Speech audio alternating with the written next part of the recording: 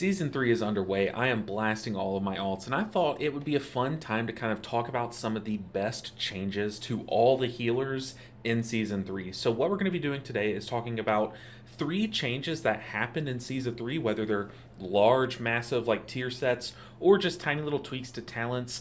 And I'm going to talk about my 3 that have impacted the healer that they're for the most. So, if these changes remain in the game moving forward, I believe that they are the highest impact changes.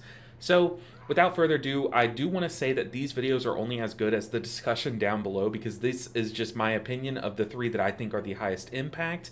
But I want to hear what you guys have to say. Did I miss over one of the changes that is like massive? Is one of the tier sets just like the best thing to ever happen to this spec? Let me know that down in the comments below. But for starters, we're going to start off with my number 3 pick. So this change I think is a fantastic change to Holy Paladin. I think they've been trying to get this right for a long time, and that is kind of like a combination of 3 changes that have happened. So for starters, Second Sunrise was a 30% chance to proc at like 50% of it. Was like different numbers, but basically every time that you Holy Shocked, it didn't have a 100% chance to proc again.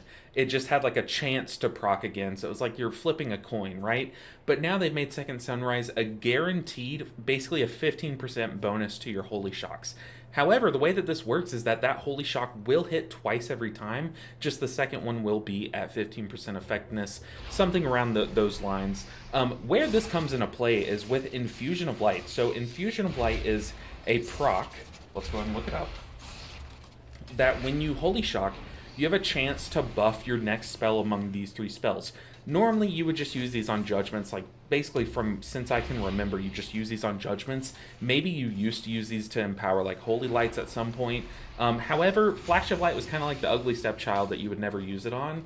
It was just basically Judgment, okay? You would just use these procs on Judgment. And they're very inconsistent because you see they're 10% chance to empower your next spell. So you only had a 10% chance with every Holy Shock to gain Infusion of Light, and you just sent it on a Judgment, didn't think too much about it, right? Well, they've changed this. Now Flash of Light is instant when you consume an Infusion of Light proc. And also with that change to Second Sunrise, you're now going to have, with your first Holy Shock that hits, it's going to be a 10% chance. And then that second little reverb, that 15% bonus Holy Shock, is going to have a 10% chance as well of the 90% that the first Holy Shock didn't get the Infusion proc. So basically, all that to say, your Infusion of Light's now guaranteed have a 19% chance to at least give you 1 stack of Infusion of Light. And then you can use those Infusion of Lights for an instant flash heal. And this spec is, it's not... A lot of people do want it to have this, like, caster feel to it. But a lot of people hate that. They want the fluid Holy Shock, Shock Heal playstyle where you're Word of Glorying, you're Holy Shocking often. And see, I just got 2 procs.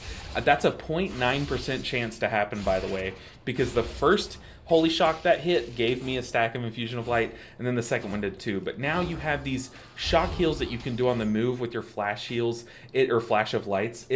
It feels fantastic. It makes a fluid shock healer play even more like that, and it gives you a nice little burst of healing if you're lucky. And all of this plays really well with things like Rising Sunlight. There's just so much synergy in this kit right now, thanks to these changes. If these remain in the game, it will be a fantastic thing for the future of Holy Paladin. The only kind of question mark is, will Second Sunrise remain in the game, or when they inevitably take this out at some point, will they bake it in baseline, or just up the chance of Infusion Light to maybe 20%, maybe even like 15%, if even. But guys, that is like my 3rd best change across all the healers that is improving the health of Holy Paladin by a ton. All right, on to number 2. We are on the Preservation Evoker, because I think there is one change that not a lot of people are seeing yet, because it does have to do with the Force set. And it's very remnant of something that I believe Evoker used to have, which is Twin Flame, where your Living Flames would hit an additional target. I think that was a thing. Maybe I'm just like dreaming that up. But as you can see with Chrono Warden, I'm just spamming Living Flame, right? This is like, it's doing its job. I'm hitting a single target. But where this really comes into play, what I think is an insanely good change that should remain in the spec somehow, is their Force set. So after you press Tip the Scales, you then gain a 30-second buff called temporal burst, and then your chrono flames are going to strike 2 additional targets. So if I tip the scales, I'm just going to use it on like a dream breath, I guess. Then if I just spam living flame, it's going to split and hit 3 targets. Those chrono flames are. So you can see you're getting insane cleave damage, but that's not what I'm talking about. The cleave damage is great and all, right? But that's been done. Why do I think this is the second best change to all healers? And before I talk about this, I do want to talk about like a distinction between some of the healer specs. You guys have probably heard the term battle healer, something like a disc priest, like a void weaver especially, or like a fist weaving Mistweaver that does their damage to do their healing. Like that is how they do their healing. That's what battle healing is. The benefit to those playstyles is that you never have to stop doing your damage to do the healing. But the downside to not being a battle healer is that you either can cast a healing spell or cast a damaging spell. A great example is something like Resto Shaman. You know, historically, you either can cast a chain heal if you need healing, or you can cast a chain lightning. There's really no way to cast both of those at the same time other than healing right nowadays. But let's avoid that for now. But the reason why I think this change is fantastic for something like Prez is because, especially in like big single target scenarios where you're fighting like a mini boss or a boss, and you're in that downtime where people are still taking rotting damage, but no one's like no one's at so much risk that you need to pop a cooldown. It used to feel so bad when you'd have to sit there and like living flame or cast like reversions or cast healing spells on your allies. But now you don't. Now you don't have to, because these splitting living flames from your tier set can go to allies and go to enemies. Like I am casting one on myself, one is splitting to this training dummy, and the main one is going to this enemy. So this is like so fantastic for the spec because it makes it feel like in moments of downtime, you're allowed to do damage. Something that like all these healers that aren't battle healers are supposed to be trained to do. You can sit there and spam damage and it's okay, or you don't have to. Like if you're someone who really doesn't care about your damage, you can just keep those living flame cleaves going onto your allies, and there's nothing wrong with that. But the main takeaway here is if they bring back that splitting flame, living flame, whatever that was called, twin flame I think is what it was called, or bring back some way for your living flames when you hit an enemy to also hit an ally, much like Oracle Disc Priest Penance does nowadays. Like if you hit an enemy, another little mini penance will go to an ally.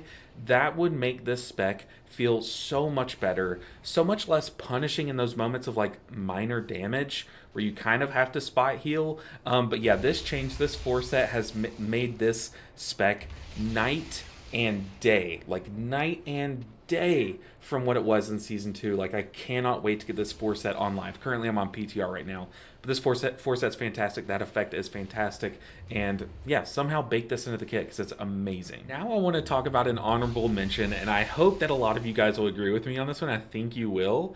We're going to be talking about the 4-set of Resto Shaman, and I'm not talking about the whole thing. I'm just talking about the mana cost reduction.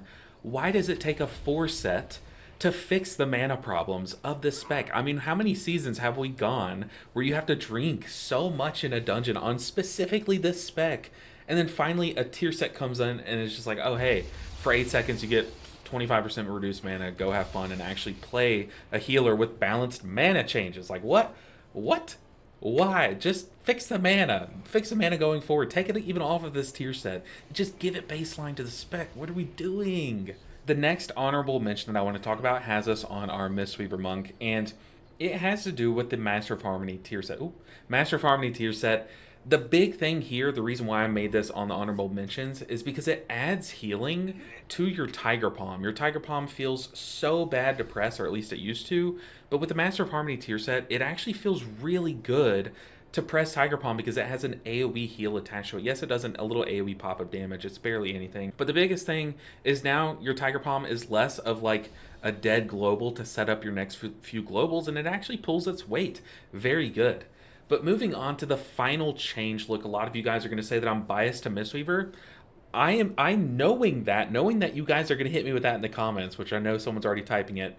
I'm staying on the Mistweaver because this change is so fantastic and just like, oh my gosh, it has revitalized, well, revived, renewed, it has revivified my enjoyment for the spec of Mistweaver, and that is simply the change to Vivacious Vivification. This is the reason why I'm making this video. So for those that don't know what this is, your Vivify, which is your casted spot heal. I need a target. It's a casted spot heal, right? That's it. Every spec has a casted spot heal. But how it used to work is every 10 seconds you would gain this buff, whether you're like in or out of combat, you would just keep gaining this buff. If you don't have it, it would refresh, and it made your next Vivify instant cast. What they did is they basically took away that little 10-second clock thing, thank God, because you can't really plan around that unless you're staring at your icon, you know what I mean? And they've said that now after you cast your Rising Sun Kick or your Rushing Wind Kick, you gain that buff, and you have it for 20 seconds, and now you'll have an instant Vivify that you can use within the next 20 seconds. And the reason why this is such a fantastic change is because, like, used to, if you wanted to get like 2 back-to-back instant Vivifies, you would have to like hope that you're right at like 1 second on that Vivacious timer, so you could cast a Vivify, and then that refreshes your buff and then cast another instant Vivify. Very hard to plan around like raid movement or when you need to dodge a swirly. But now, if you know you're about to have to move, or, you know, like maybe you're on the second to last boss of this raid and it's about to knock you up because you're doing the tank soak, you can now plan your Rushing Wind Kick or your Thunder Focus Teed Rushing Wind Kick to have a burst of instant Vivifies, one after the other, basically, with a Rushing Wind Kick in between. So what that would look like is like I could Rising Sun Kick, Vivify, Rising Sun Kick, Vivify, boom, burst of healing. I'm using Rising Sun Kick because I'm spec'd into it, but you could spec into a ranged one that you don't even need to hit an enemy. You could be way off over here, Rushing Wind Kick, instant Vivify, Rushing Wind Kick, instant Vivify. It is amazing. Also, it gave us, the players, the control over when you get this buff. It makes the spec feel so much more fluid. This is like, it seems like a minor thing. I know it seems like a very minor change, but playing with it for these past few days, I've been having so much fun. It's kind of like you have like a new way to do some AoE healing with your Thunder Focus Tea, because you can use it to just spam like 3 instant Vivifies back to back to back, all in a row. It feels so good. On top of that, you know, you're Rising Sun Kicking very often. Like my Rising Sun Kick has a baseline 8.8 second cooldown with the amount of haste that I have, plus the chance to get that reset from your Blackout Kick. You're going to be using these really often because, like, you're going to get it more often than every 10 seconds. So this change is amazing for both Raid and for Mythic Plus. Like, it feels so good, so fantastic. This spec, which was already probably the most fluid healer, got even more fluid. So yeah, guys, Season 3 is a super fun time to be healing. I think all the healers have fantastic changes that have hit the game, and I think a lot of them are sneaking under the radar because of how amazing these tier sets, how impactful a lot of these tier sets are, and I think those are stealing the show. But I wanted to make this video to highlight some of the changes that might have snuck under the radar, some of the things that I think are the best things to happen to each healer, or to some of the healers in Season 3. But like I said earlier, make sure and comment down below what you guys think, because I'm sure there are so many changes that I didn't even include in this video. There are so many good ones. But guys, thank you so much for watching this video. Thank you so much to the patrons of this channel. You guys keep this channel going. I'm going to keep up my 3K push on the Mistweaver and keep the All Healers to 3K series alive. I got a lot of editing to do this weekend, so make sure you're subscribed so you don't miss any of the fun content coming your way. Make sure to check out my 1 minute or quick guide playlist. I'll leave that in the description below. But guys, thank you so much for watching this video and for all the support. Make sure and like on the way out. I'll see you guys in the next one. Until then, take care, guys.